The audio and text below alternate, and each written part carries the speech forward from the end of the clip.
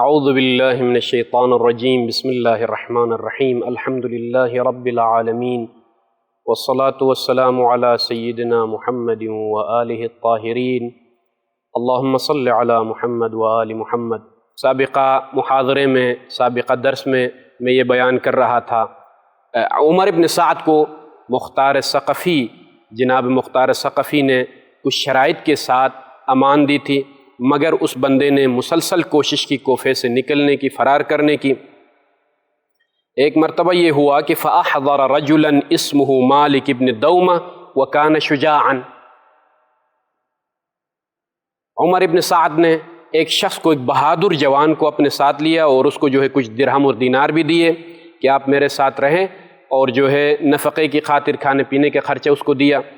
اور گویا اپنی حفاظت کے لیے اس جوان کو ساتھ لیا۔ وَخَرَجَ مِنَ الْكُوفَةِ، اور کوفے سے یہ دونوں چھپ کر نکلے۔ وہ شروط جو مختار نے رکھی تھی ان کی مخالفت کرتے ہوئے چھپ کر فرار کرنے کی کوشش کی۔ فَلَمَّا كَانَ عِنْدَ حمام عمر او نہر عبد الرحمن اطلع عمر صاحبہ علی نیتہ فی الحرب خوفا من المختار۔ کوفے سے نکلنے کے بعد ایک مقام پر پہنچنے کے بعد عمر ابن سعد نے اپنے اس صاحب کو، جو اپنے ساتھ ایک بہادر اور شجاع جوان کو ساتھ لیا تھا پیسے دے کر تاکہ اس کی حفاظت کرے، آگاہ کیا اور اس جوان سے کہا کہ معلوم ہے کہ میں کوفے سے کیوں نکلا ہوں؟ تو اس بندے نے کہا کہ مجھے نہیں معلوم۔ تو عمر ابن سعد نے کہا کہ خوفا من المختار، مختار کے خوف سے، قتل کے خوف سے میں نے فرار اختیار کیا ہے اور چھپ کر میں نکلا ہوں، کسی کو معلوم نہیں ہے۔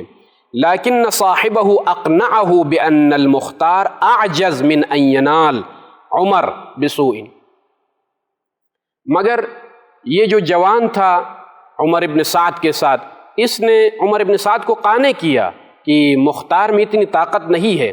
مختار ثقفی میں اتنی طاقت نہیں ہے کہ کوئی ضرر آپ کو پہنچا سکے، لہٰذا بھاگنے کی ضرورت نہیں ہے، فرار کرنے کی ضرورت نہیں ہے،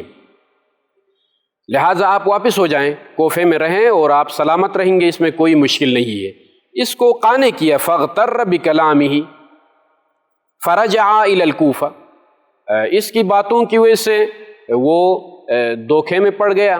عمر ابن سعد، اور دونوں دوبارہ واپس ہو گئے کوفے کی طرف۔ وَلَمَّا عَلِمَ الْمُخْتَارِ بِخُرُوجِهِ مِنَ الْكُوفَةِ، اور جناب مختار کو یہ جب اطلاع ہوئی کہ یہ بندہ چھپ کر نکلا تھا اور دوبارہ داخل ہوا ہے، تو کہا اللہ اکبر، مختار نے صدائے تکبیر بلند کی، کہا کہ ہم نے وعدے کی وفا کی ہے، مگر یہ لعین وفا نہیں کر رہا ہے، شروط کی رعایت نہیں کر رہا۔ تو یہ جب بات ان تک پہنچی ہے جناب مختار تک، تو ادھر سے عمر ابن سعد نے اپنے بیٹے کو، حفص نام ہے ظاہراً، اپنے بیٹے کو بھیجا مختار کے پاس۔ فقال له این ابوک، جناب مختار نے پوچھا کہاں ہے تمہارا باپ؟ قال فی المنزل، گھر میں ہے۔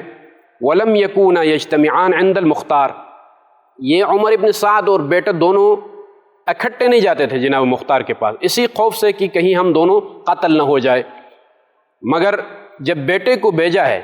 کہ ابھی تک امان باقی ہے یا نہیں ہے، ابھی تک میں امان میں ہوں یا نہیں، یہ خبر لینے کے لیے عمر ابن سعد نے اپنے بیٹے کو بھیجا۔ تو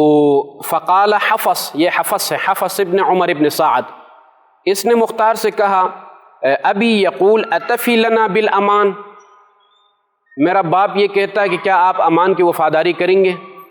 ابھی تک ہم امان میں ہیں یا نہیں؟ جب بیٹے نے یہ پوچھا ہے مختار سے، تو قال، جناب مختار نے کہا اجلس، آپ یہاں بیٹھیے، رکیے۔ وطلب المختار ابا عمرہ کو طلب کیا، جو کہ خاص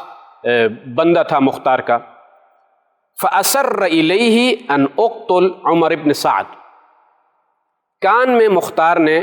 راز کی صورت میں یہ بات بتائی کہ یہ حفص میرے پاس رہے گا بیٹا عمر ابن سعد کا، اور جہاں ملے عمر ابن سعد کو قتل کر دو۔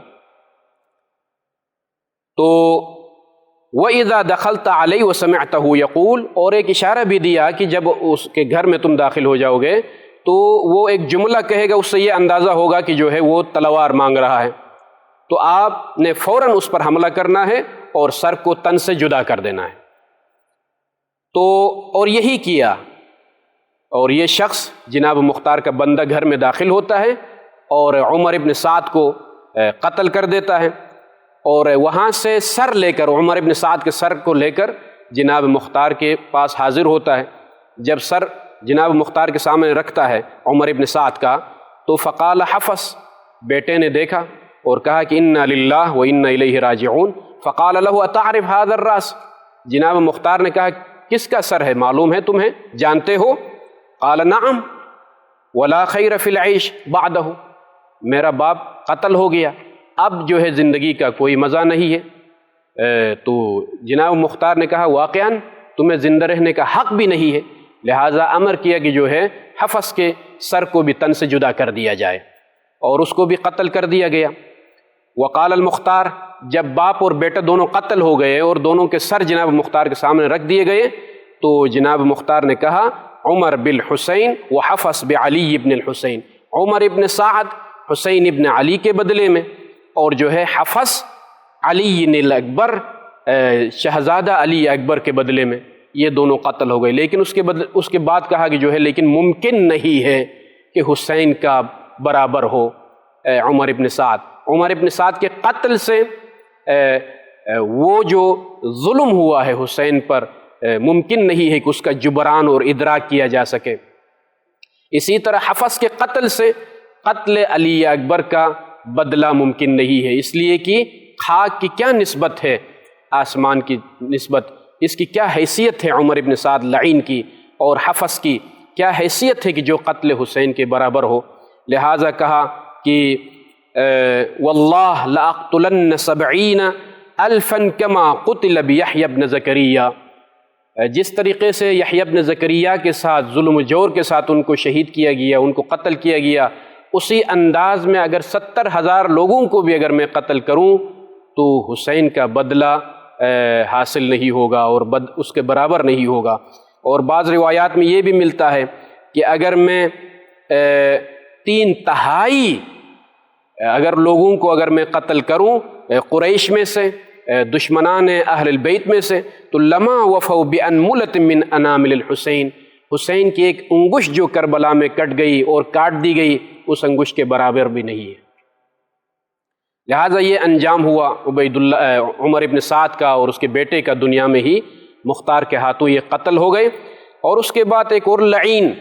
جس کا نام سر فہرست ہے کربلا میں قاتلان حسین میں، وہ ہے شمر ابن ذی الجوشن لعنہ اللہ۔ یہ شمر بھی کوفے سے اس نے فرار اختیار کیا۔ راوی بیان کرتا ہے کنت مع شمر حین حزمنا المختار، جب مختار نے ہمیں شکست دی اور ہم نے جو ہے فرار اختیار کیا کوفے سے، تو ایک مقام پر ہم رکے ہوئے تھے اور مختار کی ایک جماعت ابا عمرہ کے ساتھ، یہ جماعت ان کے پیچھے مختار نے ان کو بھیجا تھا کہ جہاں ملے یہ لعین اس کو قتل کرنا ہے اور سر کو میرے پاس لے کر آنا ہے۔ لہٰذا ابو عمرہ کو ایک جماعت کے ساتھ روانہ کیا، یہاں تک کہ ایک مقام پر ابو عمرہ اپنی جماعت کے ساتھ بیٹھے ہوئے تھے، اور جب اطلاع ملی کہ یہاں سے اتنے فاصلے پر شمر ابن ذی الجوشن اپنی جماعت کے ساتھ ہے، تو یہ اطلاع جب پہنچی ہے ابا عمرہ کے پاس، تو ابا عمرہ نے ارادہ کیا کہ ان پر حملہ کرنے کا۔ جب انہوں نے ارادہ کیا ہے تو جو افراد شمر ابن ذی الجوشن کے ساتھ تھے انہوں نے یہی کہا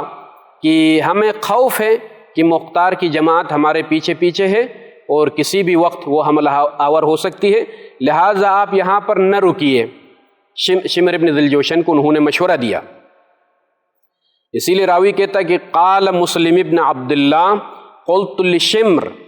لو ارتحلت من هذا المكان فإنا نتخوف عليك، اس جگہ سے آپ ہجرت کریں، آگے بڑھیے، ہمیں خوف ہے کہ مختار کی جماعت یہاں پر پہنچ جائے گی۔ لیکن شمر نے بڑی شجاعت دکھائی، دلیری دکھانے کی کوشش کی اور کہا کہ وَيْلَكُمْ أَكُلٌّ هَذَا الْجَزَعْ مِنَ الْكَذَّابِ، اس جھوٹے سے جو ہے تم لوگ اس حد تک ڈرتے ہو۔ اور مگر اس نے اصرار کیا کہ میں ایک دن نہیں بلکہ 3 دن میں یہاں رکوں گا۔ تو پہلی رات، راوی کا بیان ہے کہ جو ہے پہلی رات ہی جو ہے مختار کی جماعت نے، اس گروہ نے ابو عمرہ کی سربراہی میں حملہ آور ہوا اور شمر ابن لعین لعنت اللہ تعالی علیہ کو قتل کر دیا، اور سر کو اٹھا کر جناب مختار کے پاس لے کر گئے، اور فخر ساجدن، جب جناب مختار ثقفی نے شمر لعین کے سر کو جب دیکھا ہے تو سجدے میں گر پڑے اور اللہ کا شکر ادا کیا